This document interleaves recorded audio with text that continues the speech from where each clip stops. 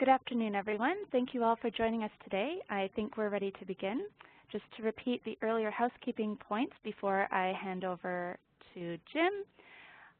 Everyone has been muted on entry, so please send any questions you have through to the Hays WebEx host, and we will try to answer them at the end of the presentation. You can get more information on this topic on our website, hays.ca/VRCA Salary Guide. And now, without further ado, I will hand it over to Jim. Thank you very much, Dina, and good afternoon, everybody. Thank you very much for joining us for today's presentation. Just to quickly introduce myself, I'm Jim Fearon. I'm Vice President for Hays, overseeing our operations in Western Canada. I've worked for Hays for almost 18 years, the last 5 of which I've spent here in Canada, based out of Calgary. I've spent the vast majority of my career recruiting in technical disciplines, including construction and property, mining, and oil and gas. And I've been lucky enough to have worked for Hays in England and Australia before moving to Canada, as I said, back in 2011.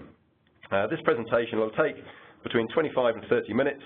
We'll have time for questions at the end, as Dina said. And just to present your questions, if you type them into the chat box at the top of your screen, they'll come through to me, and I'll do my best to make sure we answer them all at the end. To help me answer any questions that come through, I'll be joined by Russ Carnley. Russ is the Senior Manager of our construction and property business in Vancouver, and he's been working in that market since we opened there in 2004, so he's very, very knowledgeable indeed. I've also got Sanjeev Dillon on the line. Sanjeev is the Business Development Manager for Growth, Retention and Recruitment of New Members for the VRCA. So I'd suggest if you have any questions that you'd like to ask him around the services that the VRCA offers and how to maximise your membership, then he'd be the chap to ask, or to answer rather. So without further ado, let's get into the presentation. I'm extremely proud to say this is the 10th year that we've produced this salary guide in conjunction with the VRCA. That's actually longer than we've been producing our own salary guide Canada-wide. And we really enjoy the relationship that we have with the VRCA and are proud of the engagement we get in BC with this guide. In conjunction with the VRCA, we've again produced a guide that provides insights into compensation and benefits packages, trends in recruitment and retention, and market overviews.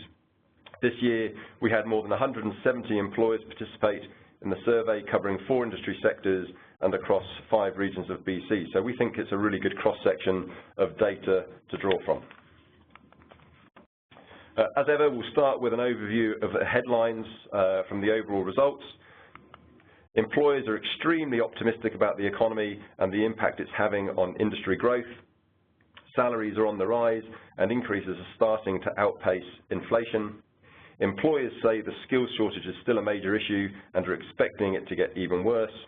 And finally, career progression, training and benefits are a missed opportunity for attracting and retaining talent. So let's start by taking a quick look at how employers are viewing the economic outlook.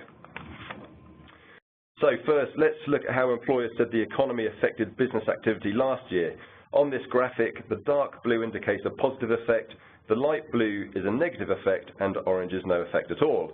And what this shows is that 2016 was a pretty good year, with more than half of construction firms seeing the economy positively impacting their business, whilst just 17% said it had a negative effect.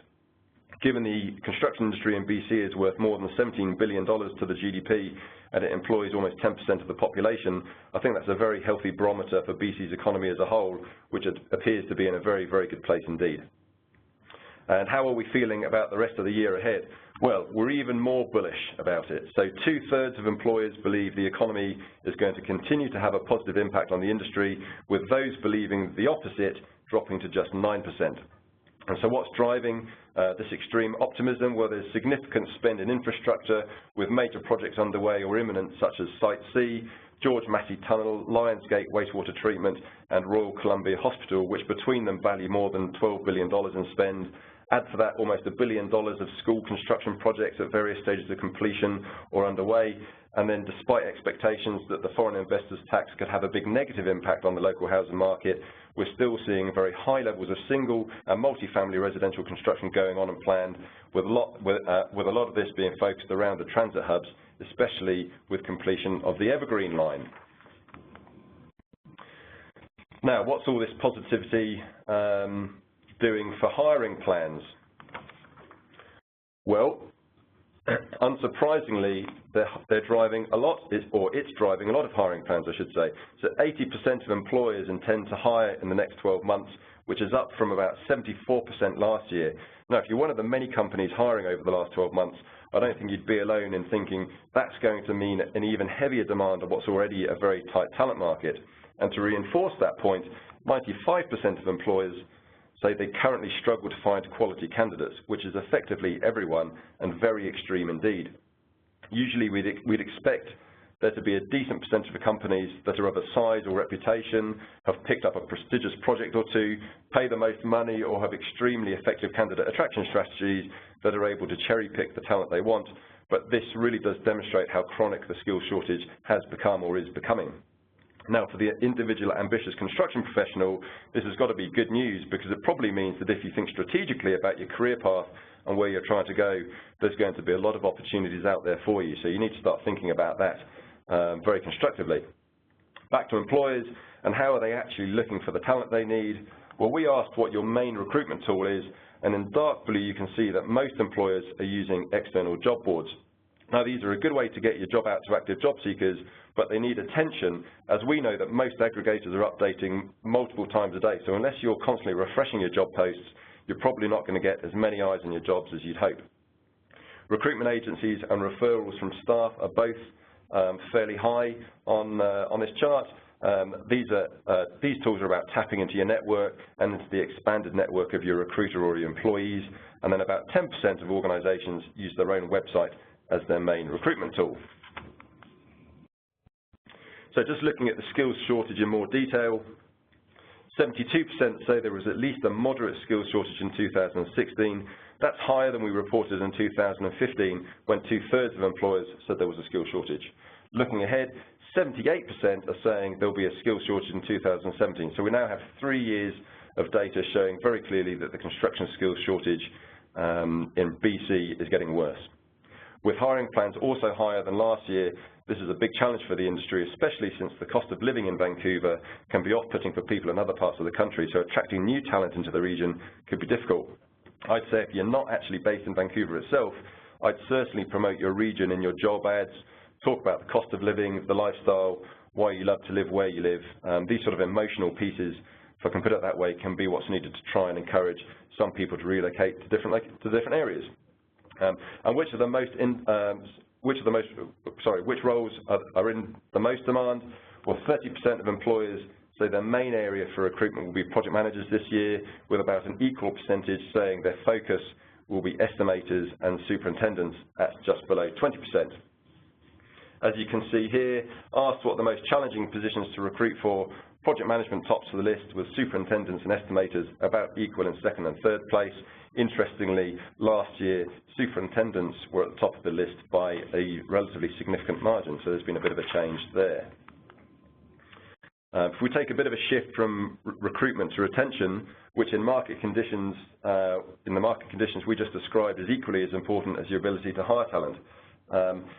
If, as an employer, you're struggling to hire the right people and at the same time you're losing your best people, you could find yourself in a very difficult spot, and you have to face facts. When 95% of the market is hiring, in a way you're competing for your own staff as much as you are for new talent. As with last year's survey and the year before, the main reason for employees to leave a job is due to a lack of career progression. So 40% of people move jobs because of this reason. We have a further 8% leaving for professional development reasons, and I'd say you can lump these into a sort of similar category: I want to learn and I want to progress. The second biggest reason at 20% was for better salary, and interestingly only 3% cited benefits. The rest is spread across retirement, which has remained at exactly the same level as last year, and relocation. Now, I'd summarize all that as saying, if your retention strategies are aimed at career progression and personal development, whilst ensuring you have a competitive comp and bends package, then you're probably focusing on all the hot buttons of your team, and importantly, the ones that you can control. But the biggest deal is definitely to do with career planning. So what are we actually doing in line with that? Well, the good news is that 78% of construction employers say they offer training and development as a benefit. That's a proactive step towards offering career progression and professional development. This is actually lower than last year by a significant margin, where I think 93% of employers said they're offering career progression and personal development, training and development, but higher than the year before. And I would say, on the whole, this is an upward trend, which is very positive. However, there are still 47% of employers that have no succession plan at all.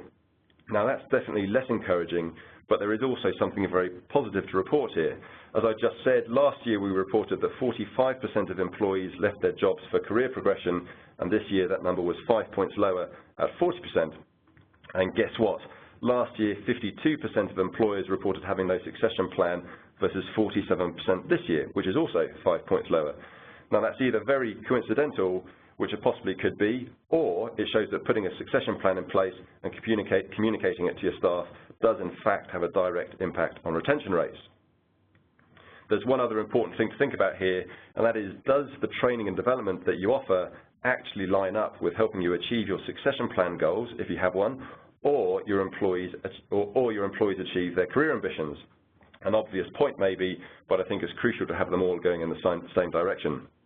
And so the basic conclusion to this slide, if you want to retain your high-value talent, then you need to offer career progression and personal development across your business. So what impact is all this having on salary levels?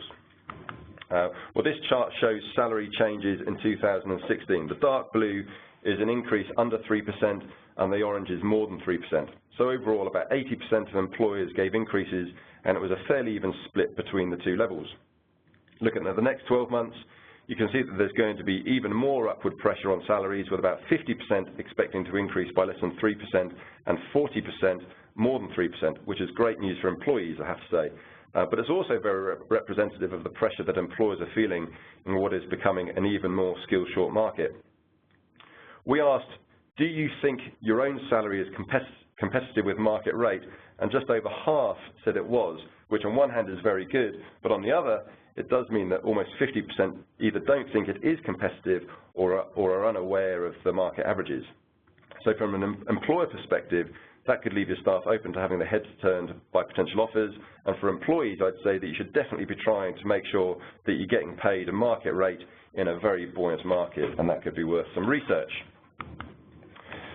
Finally, in compensation, let's look at how employers are using compensation in their attraction plans. So 1/3 of employers say they've altered salaries to attract top talent, so they're responding to the market conditions and trying to compete by paying more. And a further 45% say they'd consider doing the same. So that's 80% of employers who have either altered or are thinking about altering salaries to compete for talent in the local market. However, does that actually align with hiring challenges? So here are the biggest recruitment challenges employers tell us they're facing. Now, we've already talked about the fact that 95% of employers can't find the quality of candidates that they'd like or need. Next on the list is that 60% of employers feel that the volume of people joining the industry is compounding that problem. But I want to highlight here that only 20% of employers say salary levels are a major challenge, yet 80% have or are planning on increasing salary levels as an attraction strategy. And I think what's going on here is that employers are thinking, there's nothing I can do in the short term to fix the two major problems, and actually they're out of my control, so I'm just going to throw money at the problem. Now, that's a natural response to this sort of problem in any industry, I think, although it's definitely worth sticking a fairly healthy health warning on it. Could there be a more strategic way to spend the money you're thinking about using to increase salaries? For example, to enhance brand recognition and improve attraction capability, or in developing a robust succession plan if you don't have one, or to enable you to assist candidates you might want to relocate to BC from other provinces, settle into a higher cost of living. Maybe and maybe not, but irrespective, increasing salaries can only go so far. As an industry, we need to be focusing on finding a solution to the issues at the core of the problem, which will take a joined-up effort by employers' associations, the government and institutions, and is something that that's been being talked about for any number of years. Okay, well, let's finish off with a brief look at benefits. In a tight talent market where we're seeing salaries starting to increase, being competitive could make a big difference to you. So let's look at the top benefits being offered. So in the table here are the top 6 most common benefits on offer. It's great to see training and certification in here, and bonuses are a great way to tie performance to pay. So your payroll costs only increase if you hit specific objectives. Then you have pension matching and parking and car benefits rounding out the list. So breaking that down by sector, you can see that it's quite uniform. Almost everyone is offering extended health benefits and training and certification. So if you're not offering those, then it might be time to review your benefits packages. But I do want to highlight one piece that stands out to me. And in the bottom right here, you can see that 60% of specialty trades offer flexible work options in their top 5 instead of car or parking allowance. Now, I think that could be a very good move for differentiation. And let's look at the next slide for why. So when you're assessing your benefits package, are you looking at what candidates want? We asked if you were satisfied with your benefits, and 55% of respondents said yes, they are, which is pretty good, but it also means that 45% are not satisfied. The question is, are you offering the benefits that your target candidates actually want? So lots of employers are offering a car or car allowance, but only 1/3 are offering more than 10 days of vacation. Now, a company car is one of those very traditional construction perks, and to a lot of people it's very, very important, if not necessary. But we also know that a lot of younger candidates or employees, especially in urban centres, are actually not that motivated by having a car. On the other hand, vacation is consistently the most important benefit that job seekers want. Most won't even consider a job offer with less vacation. So I'm not saying drop the company car, but you definitely need to assess what's important to your employees and your target candidates that you're trying to attract to your company, because if you're going to keep people happy, you need to align your benefits with their priorities. And you could have a big impact on attraction and retention by simply offering 15 or 20 days vacation, or a way to earn more vacation throughout the year. Okay, so that's everything we wanted to communicate today. I'll leave you with a few key findings and recommendations, and then finish off with a few questions if we have any. So our key findings for 2017. The economy is driving an increase in business activity, which in turn is driving industry-wide hiring plans. There's no two ways about it. There's an extreme skills shortage that really only looks like it's going to get worse. And the expected wave of retiring baby boomers is going to exacerbate the skills shortage in the near future. So getting effective retention and attraction strategies in place now, or getting them in place now, is going to become even more important in the medium term. And what takeaways are there for you that maybe you could put into action? We're looking at employers first. So in these market conditions, it's highly likely that any hiring that you're going to do is going to be a challenge and probably take lots of time. So make sure you plan as far in advance as you can. I think that goes without being said. Reduce the skills gap with training and knowledge transfer. You need to proactively build the skills you need within your organization, because there clearly isn't a large enough talent pool outside of your organization. And finally, prioritize attracting millennials to bridge the knowledge gap, and making sure you have a attraction strategy in place that reaches the millennials is extremely important. And then for job seekers or construction professionals, firstly, make sure employers can find you. It's a job seekers market, but if you're looking for work, you need to be visible. So make sure your social media profile is up to date, your recruiter knows what you're looking for, and you're actively engaged in your network whilst you're looking for work, so that you're in the forefront of people's mind. Determine your career priorities to weigh competing job offers. Job offers aren't a one-size-fits-all kind of deal, so make sure you're getting what you want holistically from either your existing employer or from potential future employers when weighing up your job offers, and look at the things as an overall. And lastly, invest in yourself to make the most of your career opportunities. So know what employers are looking for and take the time to build key skill sets, including soft skills such as communication and people management, to make yourself more valuable and promotable. Okay, so that's the end of the key messages we wanted to share today. Thank you very much for dialing in and listening. As I said, I hope you found it helpful in some way. As I said, we've got a couple of minutes now to answer any questions that you may have. So if you want to type those into the chat box at the top of your screen. Then we'll get through those. As we're waiting for questions, if you want to request a copy of the full report, you can go to hayes.ca/BRCA salary guide. We'll also have a recording of this webinar available on our YouTube channel tomorrow. So let's just have a quick look at what questions we have.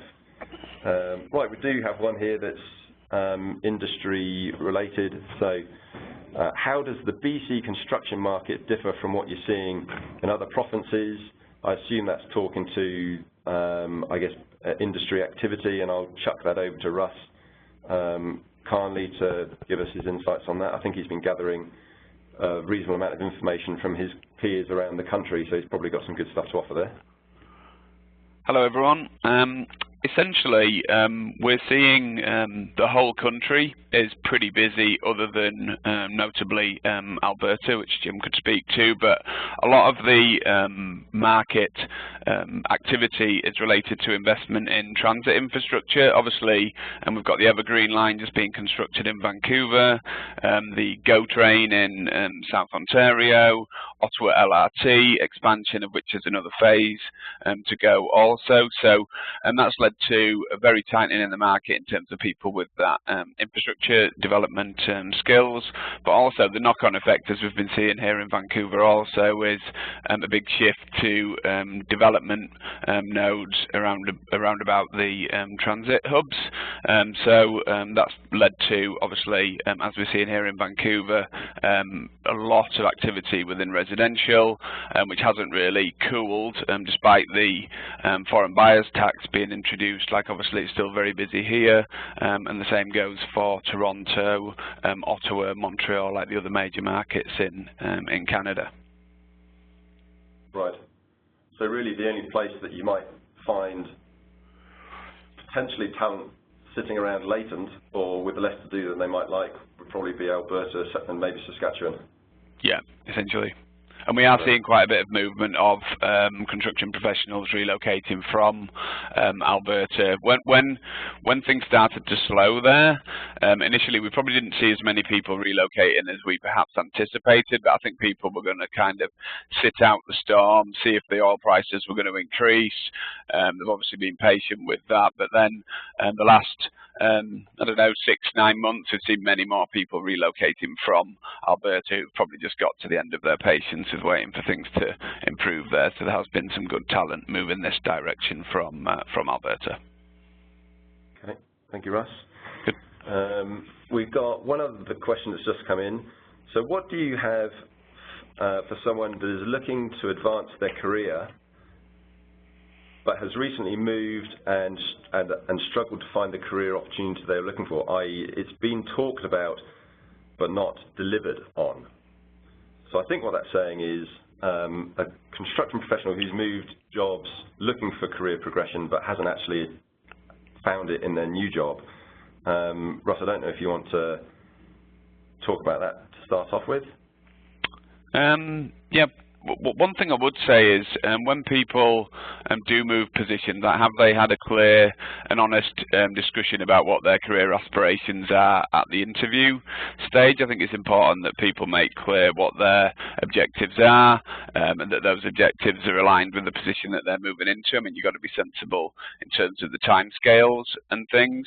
And quite often, what we do find is it's just a lack of feedback loop between the employer and the employee, i.e. that has the employee sat down with their boss, even if they had to initiate the meeting to explain this is how they're feeling. And sometimes it's just a reflection of senior management being too busy to take the time and check in on a frequent basis because they might have 20 projects under their stewardship. So, and that's what I would ask before doing anything hasty, like raise your concerns and make sure that you're having that open dialogue. Right, and then I'd add to that, I think, if you have determined that the career progression you're after is not available to you in your current employer, then as this individual clearly has experienced, you don't then want to move from one company to another and discover that you're working in another company without career progression. So I think there's a fair amount of, I guess, preparation you can do for the job-seeking process that will help you ascertain, is career progression a real thing? So I think a part of that would be the interview process is a two-way street, and when you're being interviewed, your primary objective is definitely you want to try and get offered the job that you're interviewing for. But then the second part of that is, like, do you actually want to be offered the job? And a part of that is putting together a suite of questions that you can ask your interviewer or interviewers that are going to identify what plans they have in place to help you progress along their career. What does their succession plan look like? That kind of thing. What are their training programs? So that you can actually get sort of solid answers to the queries you may have.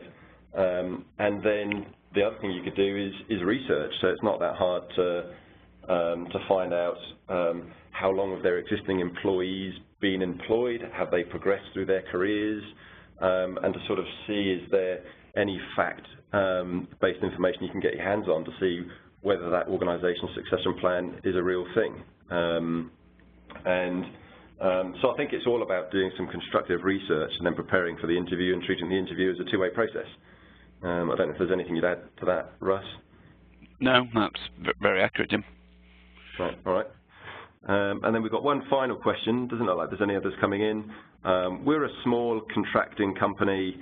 How are we supposed to compete against bigger firms with bigger resources to attract talent, particularly millennials? That's a very good question, actually. Now, I actually think the answer to that is not to do with the size of an organization. We find that some small companies are way better set up to attract millennials than some big companies are. I think it's all about a couple of things. One is understanding your employee value proposition. So why should somebody come and work for you? And then it's about how you go about creating awareness of your EVP and your brand to your target market. And I'd say millennials, more than any other portion of the talent pool, use more and more social media to do recruitment. They do virtually nothing without their cell phone and or a tablet, but largely it's their cell phone. So is your website user-friendly on a cell phone? Are you using social media channels like Facebook and Twitter and LinkedIn? Do you have a plan to grow your LinkedIn following, for example? Are you, as a company, connected to groups on LinkedIn where your target candidates might be? And are you pushing communication out to them so that they're actually seeing who you are and what you do and what your EVP is, so that maybe when it becomes time to look for work, you're at the forefront of their mind? And then are you using other people's networks? So are you tapping into other large networks where people can actually push your brand and your EVP for them? We personally have a product that we use to do that for clients, and it works very well. But can you leverage other people's networks to get your message across and be heard and be seen? And I think that's the thing. You don't have to be a big organization to do that. You just have to have a strategy and put time and effort into executing a strategy. So that's kind of a long-winded answer to that question. It's a very complicated subject, but I think that's the way I would put it. Russ, have you got anything you'd add to that? Just a couple of minor things, and some of them might just be common sense, but I think a lot of the bigger employers are very proactive in engaging with the associations like the VRCA, as well as attending like the BCIT career fairs. You're taking advantage of those opportunities to go meet these millennials before they're even graduating and putting them onto your database and making sure that you're tracking these people's careers.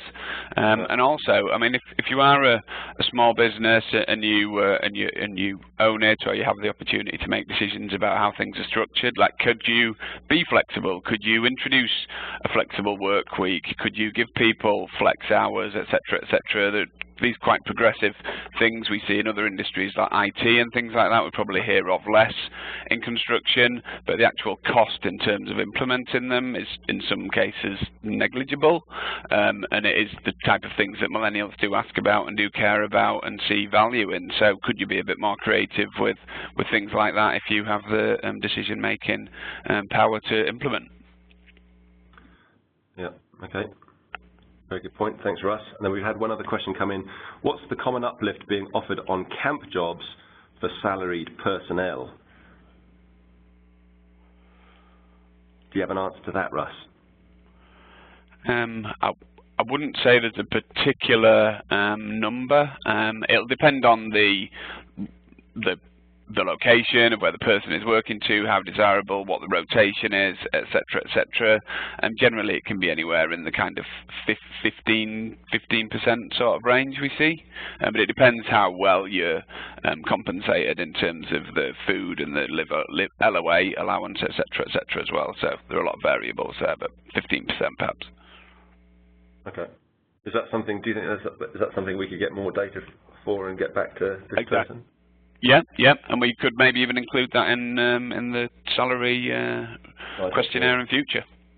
Yeah, all right, not a bad idea. Okay, we'll try to come back to that person with just to firm up Russ's response there. So it looks like that's the sum of the questions. Nothing else coming through at the moment. So I'd just say thank you very much for tuning in today. Hopefully you found some of that useful. Certainly it looks like some very, very interesting times ahead for the British Columbian construction industry. There's some huge challenges, I would say, around staffing as well.